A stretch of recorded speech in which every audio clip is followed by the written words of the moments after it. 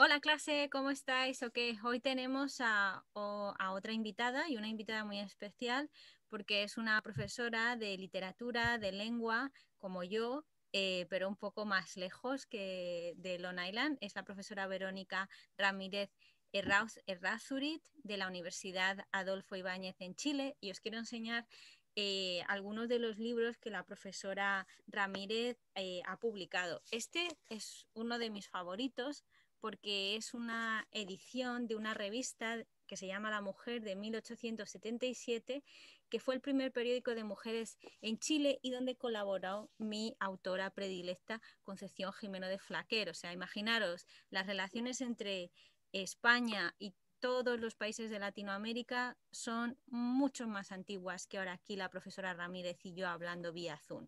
No necesitaban Zoom para estar en contacto. Bueno, y con esto doy paso a la profesora Ramírez, ¿ok? Muchísimas gracias por estar ahora esta tarde aquí con mi clase, ¿ok? Gracias. Muchas gracias, Anita. Para mí es un placer estar aquí con esta gran colega y sobre todo gran amiga. Muy contenta de que me incluya en su clase, que es un espacio tan privado y tan personal. Así que espero que hoy día con esta presentación la pasemos bien y puedan conocer un área distinta de cómo estudiar la literatura y cómo relacionarla a otras disciplinas. Bueno, lo que les voy a contar hoy día, espero hacerlo en 20 minutos acotado, a pesar de que se trata de una investigación que ya lleva 3 años. La titulé Astronomía y Prensa, Planetas y Cometas en la mira de revistas chilenas. Como bien decía recién Ana, y como pudieron ver con ese libro que ella mostró, yo me dedico a analizar la prensa, mis fuentes de trabajo son revistas, son periódicos, son diarios, son panfletos, a través del cual se ha transmitido también y se ha difundido la literatura. Y lo que más me atrae es ver cómo dialoga y cómo circula la literatura en conjunto con otras disciplinas, y dentro de ellas me he especializado en la ciencia, es decir, cómo dialoga la ciencia con la literatura en distintos contextos. Entonces hoy día voy a centrarme en astronomía y literatura, y en realidad quizás no voy a profundizar tanto en la literatura propiamente tal, sino en cómo circula el conocimiento científico y cómo esta escritura, este lenguaje científico convive con otros lenguajes como el literario. Me he centrado la mayor parte de mi investigación y hoy día en un periodo, en un contexto que a mí me atrae mucho en forma particular, que es el periodo en que el periodismo, en que la prensa se moderniza, no solamente en Chile, en el país sobre el cual yo estudio este fenómeno, sino que en todo Occidente. En el caso chileno, que es el que a mí me preocupa, el que a mí me interesa, esto ocurre a principios del siglo XX, las primeras décadas. ¿Qué pasa con los diarios? ¿Qué pasa con las revistas? ¿Qué pasa con los periódicos? Eh, bueno, vemos que se moderniza la industria editorial y eso va a repercutir directamente en las empresas periodísticas. Tenemos mejor calidad de la impresión, tenemos mejor tecnología, se puede incorporar la fotografía, se puede incorporar el color, entonces se empiezan a hacer productos muy atractivos para los lectores.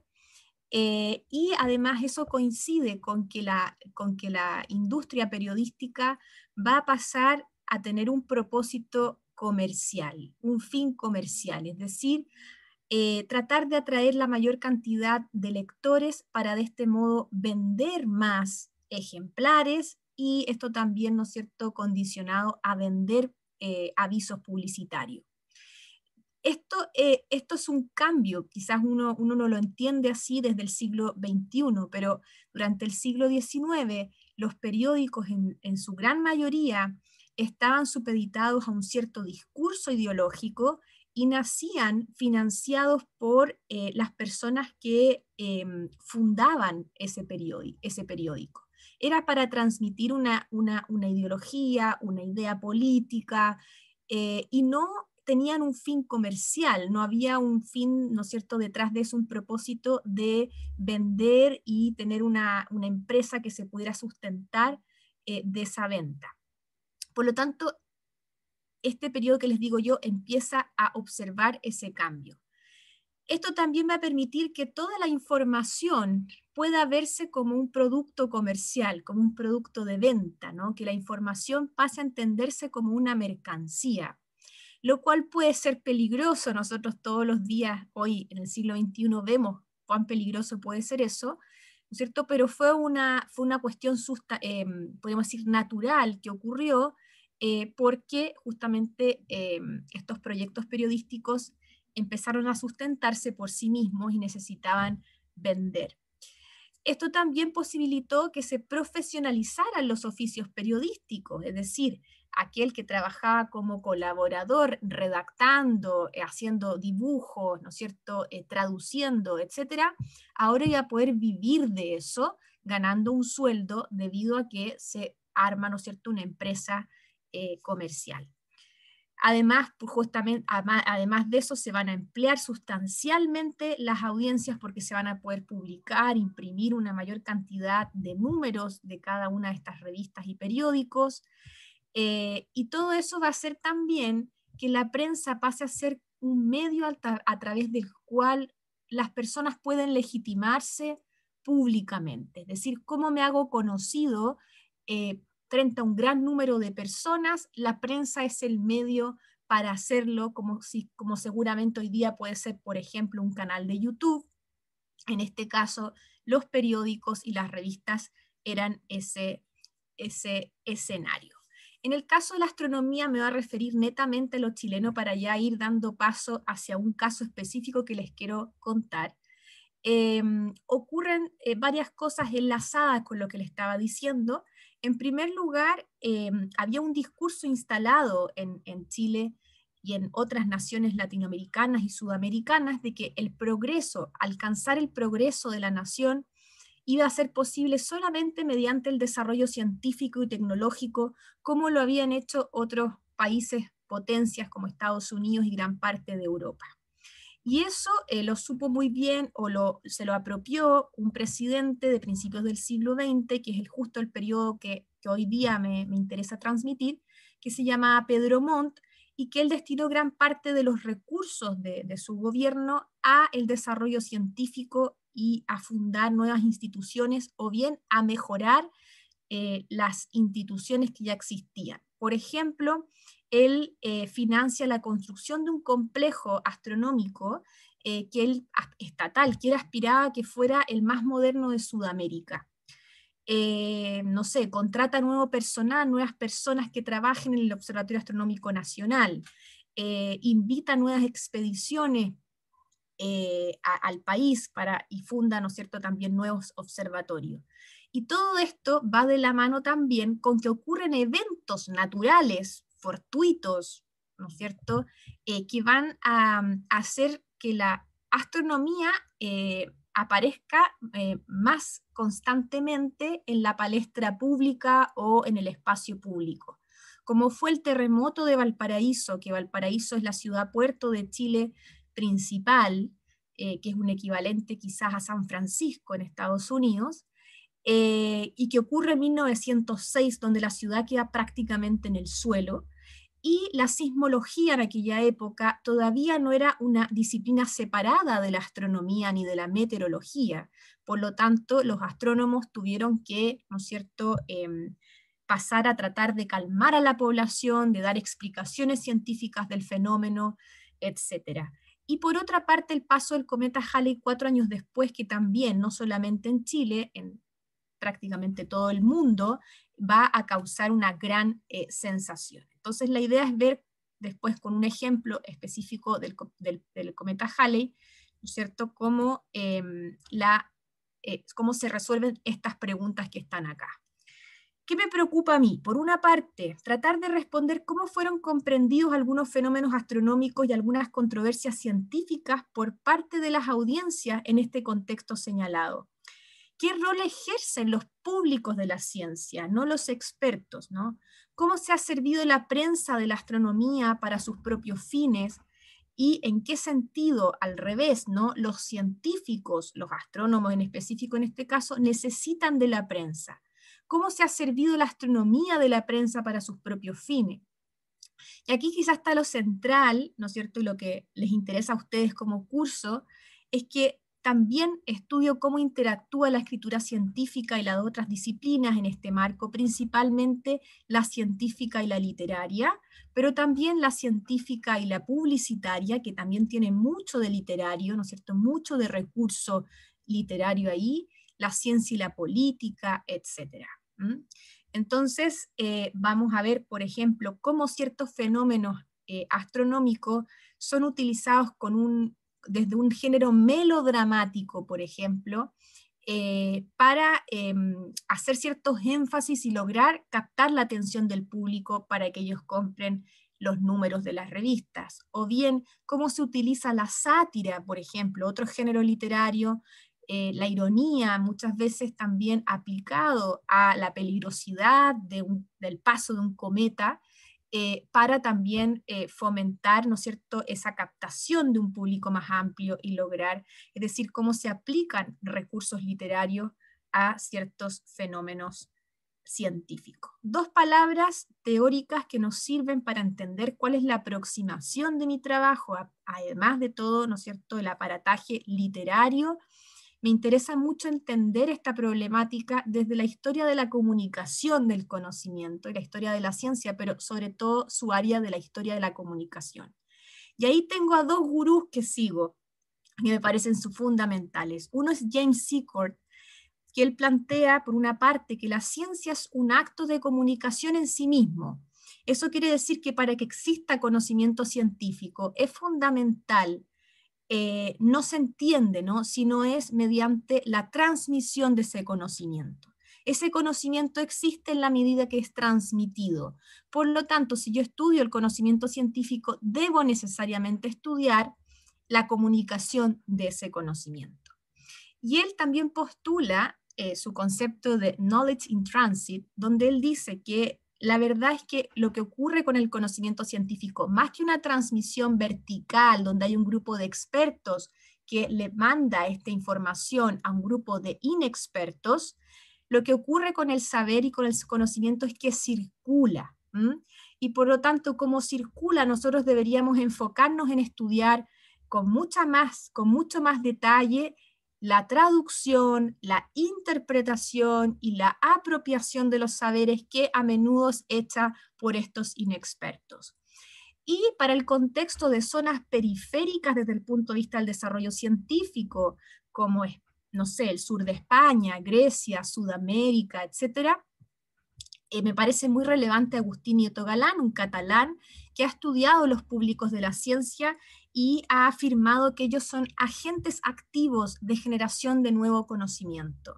En la medida en que formulan sus preguntas y con eso incitan investigaciones, en la medida en que también financian investigaciones, ¿no es cierto? Y en la medida en que también traducen, interpretan, se apropian de estos saberes y con eso también cambian el significado de estos conocimientos, etc. Y los públicos los tenemos que entender de forma amplia, heterogénea, no enfocado solo en los lectores, no solo en un grupo de personas sentadas en una sala de conferencias donde les reciben la información, sino que eso es mucho más amplio. También dentro de los públicos de la ciencia habría que considerar a los editores de revistas, ¿no es cierto?, y de cualquier medio de difusión, los redactores, los traductores, los ilustradores, los fotógrafos, incluso otros científicos que pasan a ser públicos de otros expertos colegas en otras disciplinas. Por lo tanto, las revistas, la prensa, los periódicos son considerados justamente fuentes idóneas para poder, ¿no es cierto?, analizar a estos públicos, su comportamiento y junto con ellos, ¿no es cierto?, también la relación entre los científicos y sus audiencias y cómo circula el conocimiento. Me centraré principalmente en estas 4 revistas, que son todas de una editorial que se llama Zigzag, en Chile la más famosa y la más exitosa en el contexto que estamos estudiando. Y ahora me voy a centrar en un caso específico para que vean qué tipo de cosas estoy analizando. Me voy a centrar en el cometa Halley de 1910 y cómo este fenómeno astronómico fue apropiado, ¿no? Fue traducido, fue en el fondo revertido, trastocado por la prensa para no informar netamente, sino que también para producir otros efectos, para conseguir otros propósitos, como por ejemplo ampliar sus audiencias, captar más lectores y vender, ¿no es cierto?, más. Esta situación que les señalo surge a partir de una discusión científica propiamente. Y esa discusión científica está arraigada en el peligro que podía provocar el paso del cometa Halley de 1910. ¿Cómo surge esto? Un famoso astrónomo francés y divulgador de la ciencia, Camille Flammarion, así se llamaba, publicó en una revista en Francia la posibilidad de que la cola del cometa Halley interaccionara, chocara con la atmósfera terrestre. Y si eso ocurría, esta cola, como tenía y estaba compuesta por gases altamente tóxicos, iba a ocasionar la muerte de la humanidad. Él simplemente elucubra, él simplemente imagina, ¿no? Es decir, habla sobre los posibles efectos si esto llegara a ocurrir.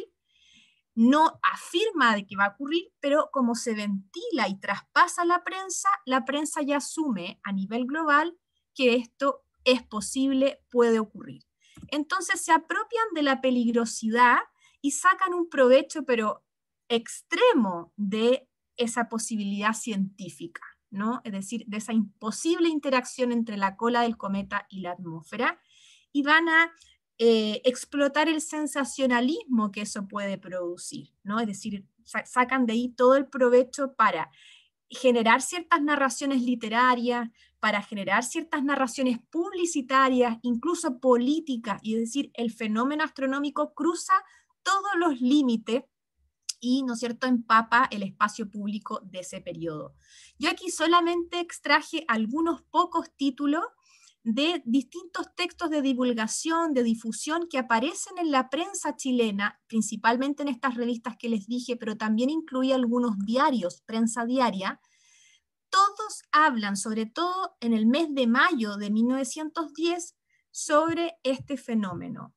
La interacción, es decir, el acercamiento máximo iba a ser el 18 de mayo, por eso que el mes de mayo tenemos una mayor cantidad de textos. Pero esto es lo que a mí me interesa, es decir, cómo es apropiado, por ejemplo, por un poeta chileno en ese periodo. Él aquí publica en una de estas revistas que yo les decía un poema que se titula Ya viene, es decir, The Comet is Coming.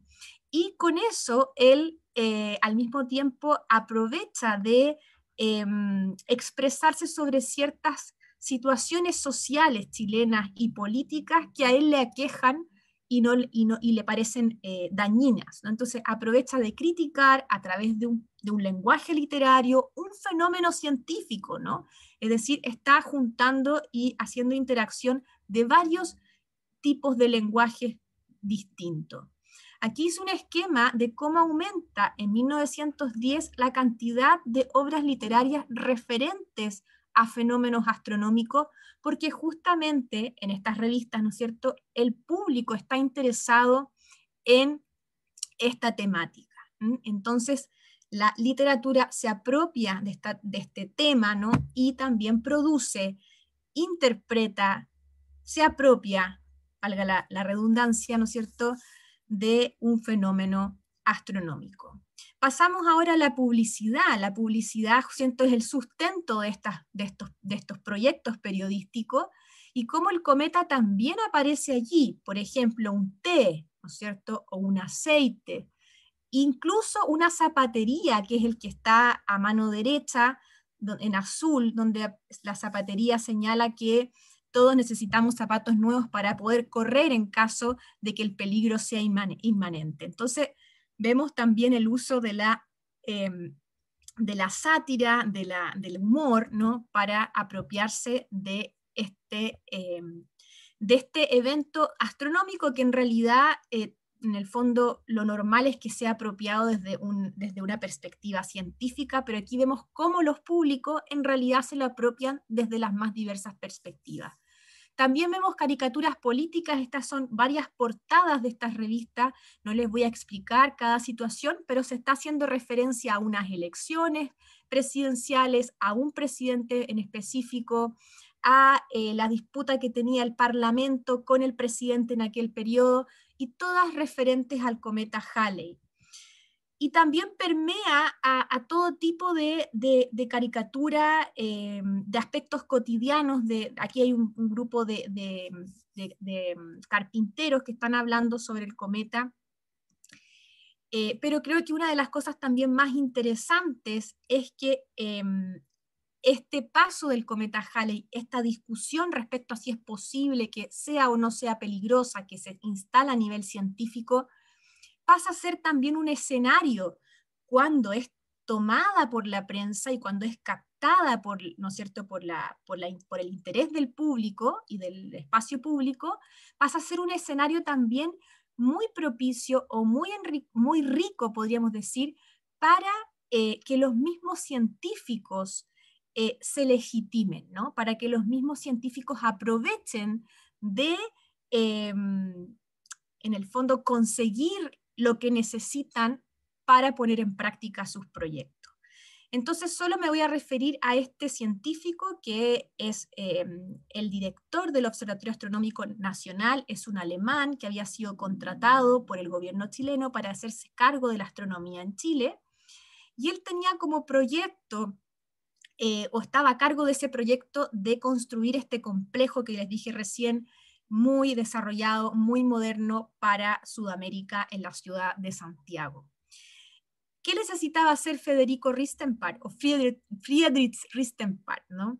Necesitaba captar adeptos, ¿no? Necesitaba cambiar la imagen de la astronomía en Chile para que las personas y la sociedad se sensibilizara y dijera que era necesario gastar tantos recursos en esta ciencia.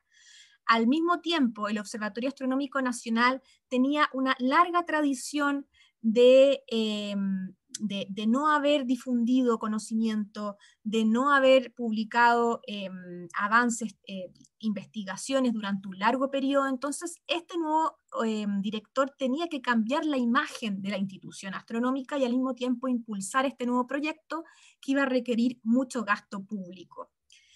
Por lo tanto, Federico Ristenpark lo que hace es usar el Halley, usar justamente la controversia o la disputa respecto a si era peligroso o no, y generar conocimiento, mostrar que en el observatorio chileno también se estaba formulando, desarrollando conocimiento, y que estos conocimientos y estas observaciones demostraban que el cometa Halley no era peligroso en lo absoluto y que no iba a pasar nada malo en mayo de 1910. ¿Qué es lo que hace Ristenpark? Publica folletos, publica almanaques, libros, da la mayor cantidad de charlas posibles durante todo ese año, y la prensa va a captar inmediatamente el foco, lo va a poner en él, en su persona, y va a alabar cada uno de estos mini proyectos que realiza en función de apoyar sus grandes proyectos. No obstante, la prensa siempre te devuelve la mano, te da, pero también te quita, ¿no? ¿Y qué pasó con la figura de Friedrich Ristenpark? Lo que pasó es que en un momento determinado, cuando le estaba yendo demasiado bien, surgieron ciertos intereses, ¿no es cierto?, que van a llevar a tratar de boicotear, de desmantelar sus proyectos, y es acusado de haber hecho mal uso de los recursos en el observatorio, de malversación de fondos, como se dice en español.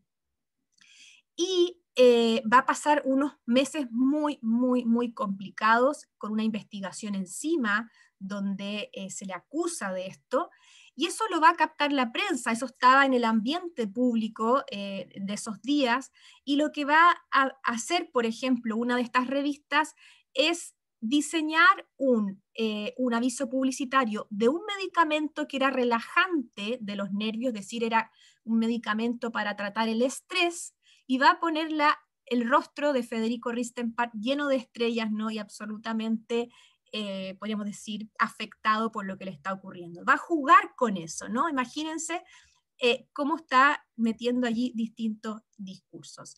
Y aquí, para ya cerrar, lamentablemente Federico Ristenpark no fue lo suficientemente fuerte, quizá fue muy violenta la acusación y, ¿no es cierto?, también la voz pública en contra de él, que en 1913 acabó con su vida, se suicidó, y nuevamente las revistas se aprovecharon de esa situación y con un tono muy melodramático en varias de estas revistas que les mostré, va a proyectar y representar cómo fue el suicidio, incluso poniendo ahí en las fotografías el arma que utilizó para terminar con su vida, una foto con sus dos hijas pequeñas ahí llorando en el funeral, es decir, también va, ¿no es cierto?, a servirse de esa manera. Algunas ideas finales.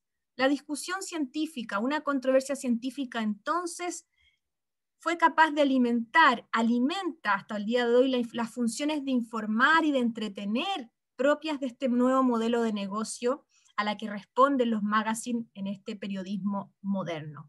¿Qué quiere decir? Que estas revistas necesitaban informar, pero también tenían que vender y para eso tenían que entretener, ¿no? Entonces, por eso que este tipo de situaciones científicas ofrece una buena posibilidad para equilibrar ambas funciones. Al mismo tiempo, la ciencia, vemos ahí, aparece como un producto comercial, pero no solamente la ciencia, también la literatura, también, ¿no es cierto?, la política y todo lo que se les pueda ocurrir.